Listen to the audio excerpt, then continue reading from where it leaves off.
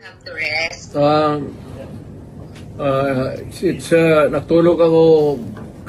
Natulog kami buong araw, ma'am.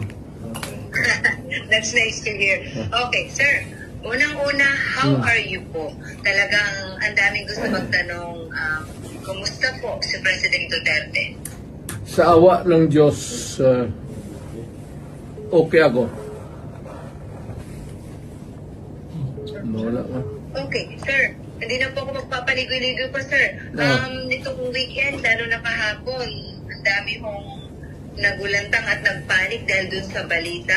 Ano po ba talaga ang nakarating sa inyo, sir? Meron daw po ba kayo talagang warrant of arrest? Ano po?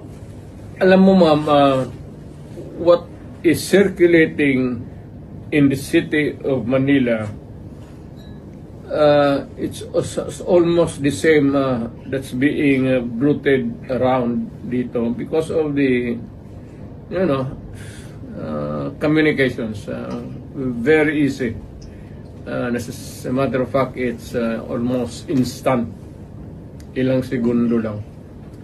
So, ang masasabi ko, ma'am, is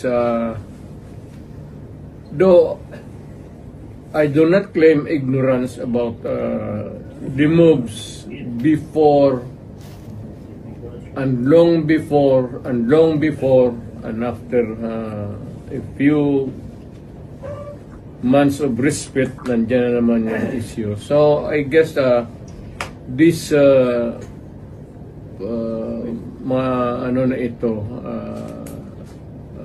issues, I would call them, would hound me until the dying days of my life. Okay. So, ano to, sir? So, they won't really stop. Again? So, talagang hindi sila titigil, sir? No, as I remain, mainly if I remain to be a politician all the year round. But it might simmer a little bit down the line. Pero pag hindi na masyado ako active. But for as long as I am there in the political arena of the Republic of the Philippines, I would be a constant, not really issue, but a good copy for whatever I say or whatever I do, and what happened yesterday and what will happen tomorrow. All right. Gan okay. Sir, okay, sir, does this bother you, sir? Itong mga naglutamang information na meron ng warrant sa inyo, warrant of arrest? Alam mo, ma'am, sa totoo lang, I have been in politics for almost nearly 30 years. Been mayor and lahat ng klaseng issue. Firstly as vice mayor, then congressman, then as president. Hindi ko naman siya nasabi minamaliit ko. Pagyayabang yan eh. But it's almost an day in, day out, month long, year after year. It's has become an irritation, really. Especially if patanda ka na and you still have to deal with the same questions and issues until now. Pero I take it as part of my political life. Kasi nandyan ay early on nagpasok ako sa gobyerno as a prosecutor that verily as early as ilang taon lang pumasok na ako sa politika. Okay. Sir, kung sakali nga po na meron at kayo ay basomon po, will you appear? Again, ma'am.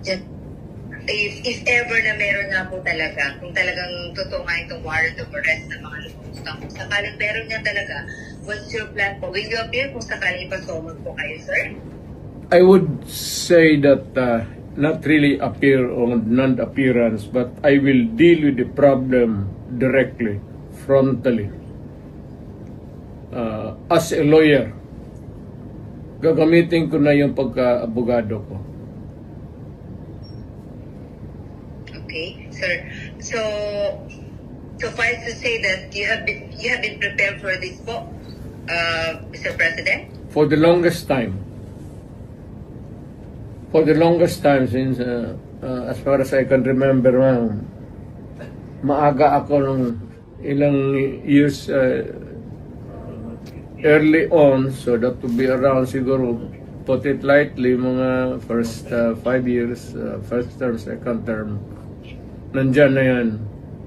So, I have learned to deal with the problem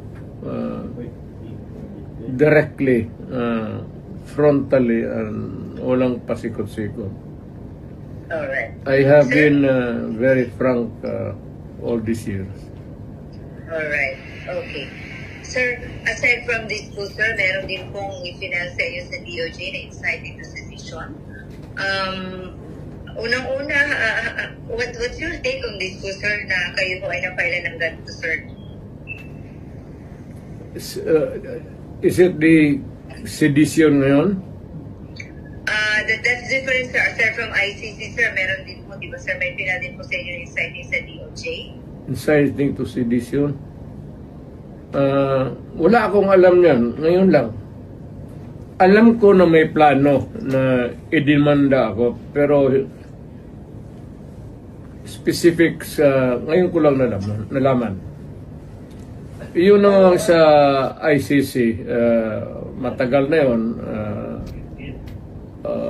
Whatever course it might turn to, I am ready for it. Kasi dumaan ako sa trabaho ko, ma'am, as an appointed elected official of the Republic. I do not there no excuses to give. I offer no apology. I did what I did because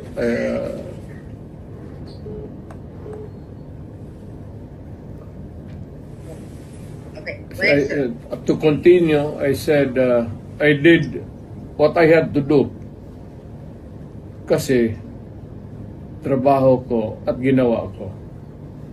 Whether or not it would run me down or push me up,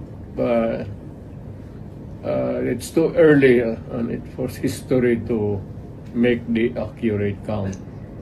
Wala ako. I do not want to judge myself, except that I answer the problem, the question, whenever it crops up. Okay, sir.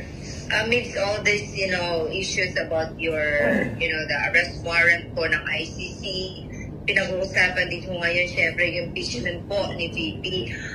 Is it true that are you really going to join his defense panel, Mr. President? In her, rather, defense counsel po. In her defense team.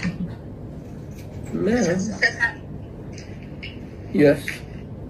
Still join, sir? Yes. Pero you want the defense, the lead counsel anymore, sir? Well, I will deal with the multiple problems as they come along, and there will be a lot of them. But the basic issues remain the same. Alright. Sir, nakapag-usap na po kayo ni VP? She was beside me a few minutes ago, after dinner. Alright, that's good to hear you had dinner together. Sir, ano pong pinayo niyo sa kanya, sir? If there's any po. Na pag nawala ako sa political scene, either natanggal ako o namatay ako or whatever, for any reason, sabi ko sa kanya, hiningi ko na sa Pilipinas na tulungan ka pagdating ng panahon mo. At tumakbo ka ng presidente. At continue. Hindi ko hinarang yan, ma'am. Ngayon na lang. Of late. Because I think I'm pretty with this kind of problem pa ulit-ulit. Sabi ko, sige, sundin mo na for all the unanswered issues, ikaw na ang magpatuloy ng sumagot. At kung mapresidente ka man, sundin mo lang yung style ko at okay ka. Huwag kang matakot, sabi ko, makulong ka. So did you say sundin ang style mo? Oo. Anong particular, sir, ang style ni PRRD ang gusto niyo makuha po ni Bibi Sara para mag-be okay talaga? You cannot change the Philippines overnight into a trouble-free country.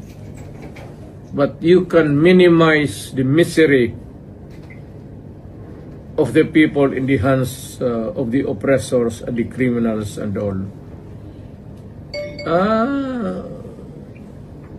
Pwede mo na rin patayin lahat para isang hearing na naman. Sir, kaya yung mga ganyang salita mo, sir, kaya ano eh. Anyway, sir, tama yan. sir, napag-usapan niyo ba ni Dito about sa kanyang impeachment, sir? Hindi naman naniniwala yung babae niya ng payo. At saka hindi naman interesado yan kung ma-impeach talaga siya o impeachment proceeding. The trial itself, you should not worry a bit. I do not know, but makita mo naman yung sa karakter ng babae na yan. It's totally indifferent yung mga problema na yan. I mean, she can always respond. As always, she has been responding to me. Well, I can always transfer to a new life, a new beginning. Ganon yan siya eh. So, pagka ganong kausap po ang tao, hindi mo mabigyan ng payo. What for? Hindi naman nakikinig. Okay. Sir, what made you change your heart? Kasi alam namin nung una, lagi niyo pong dinidiscourage yung Ma'am Inday na wag talagang tatakbo kasi you've been there. Alam niyo, ayaw niyo siyang mahirapan. What made you change your heart and mind and now you're convincing your daughter to run na po for president? Why the change of heart po? Para yung she truly loves her country. Dapat gawin niyang gawin. At this time, at this point in time, when paalis na ako at patanda na. At maybe soon, so sooner than expected, I will make my exit as a politician. And then how did she respond, or what was her reply po to you, sir? I think si Inday has become a political animal. Kasi lolo niya for the longest time, governor of Davao Province yung isa pa. Parang pumasok na sa subconscious level niya yung politika. Tapos ako, tagal ko sa... Okay. Sir, may I just go back po doon sa ICC?